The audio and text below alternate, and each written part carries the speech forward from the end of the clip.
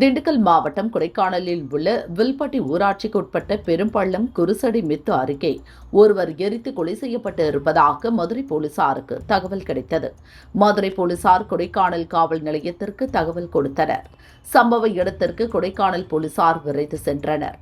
அப்போது ஒரு தனியார் லாட்ஜ் வளாகத்தில் கேம்ப் ஃபயர் போடப்பட்ட இடத்தில் சில மனித எலும்புகள் கண்டெடுக்கப்பட்டது. உடனே அந்த எலும்புகளை கைப்பற்றி திண்டுக்கல் அரசு மருத்துவமனைக்கு உடற்கூறு ஆய்வுக்கு அனுப்பி வைத்தனர். இதுகுறித்து விசாரிக்க லாட்ஜ் உரிமையாளரை போலீசார் அழைத்தனர். அப்போதுதான் லாட்ஜ் உரிமையாளர் சிவராஜ் காணவில்லை என அவரது உறவினர்கள் கடந்த 21ஆம் தேதியே புகார் அளித்திருந்தது தெரிந்தது.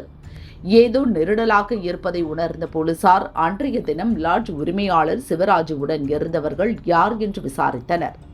மதுரையை சேர்ந்த 5 பேர் அவருடன் இருந்தது தெரியவந்தது. சிவராஜ் வயது 60, கொடைக்கானலில் உள்ள நாயுடுபுரம் பகுதியில் வசித்தார். லாட்ஜ் நடத்தி வந்த அவர் மதுபோதைக்கு அடிமையானார். அவரது சகோதரி மற்றும் உறவினர்கள் மதுரையில் உள்ள மறுவாழ்வு மையத்தில் சேர்த்துள்ளனர். அங்கு சிகிச்சையில் இருந்த சிவராஜுவுக்கு உடன் சிகிச்சை பெற்ற மதுரை தத்தநேரியை சேர்ந்த மணிகண்டன், அருண், சந்தோஷ், நாகசரத் மற்றும் 17 வயது சிறுவன் ஆகியோருடன் நட்பு ஏற்பட்டுள்ளது. சிகிச்சை முடித்து வெளியே வந்த பின்பும் அனைவரும் ஒன்றாக அடிக்கடி சந்தித்து மது குடிப்பதை வழக்கமாக கொண்டிருந்தனர்.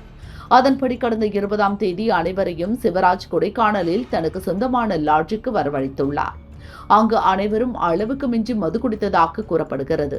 தத்தநேரியை சேர்ந்த மணிகண்டன் அனைவருக்கும் உணவு சமைத்துள்ளார். அப்போது நண்பர்கள் அனைவரையும் தன்னுடைய லாட்ஜில் வேலைக்கு சேர்ந்து விடுமாறு சிவராஜ் கேட்டுள்ளார். தினம் 1000 ரூபாய் வரை சம்பளம் பேசியுள்ளார். அப்போது சம்பளம் போதவில்லை என நண்பர்கள் கேட்டுள்ளனர். பேச்சு முற்றி தகராறில் முடிந்துள்ளது. அனைவரும் சேர்ந்து சிவராஜை கொடூரமாக தாக்கி கொலை செய்தனர். அவரது உடலை துண்டு துண்டாக வெட்டி அதனை லாட்ஜுக்கு வெளியே இருந்து கேம்ப் ஃபயர் நெருப்பில் போட்டு எரித்து இரவு முழுவதும் குளிர் காய்ந்துள்ளனர். விடைந்ததும் போதை இறங்கியது. பாதி எரிந்தும் எரியாமலும் இருந்த உடலை 50 அடி பள்ளத்தில் தூக்கி வீசிவிட்டு தலைமறைவாக்கினர் என விசாரணையில் தெரியவந்தது.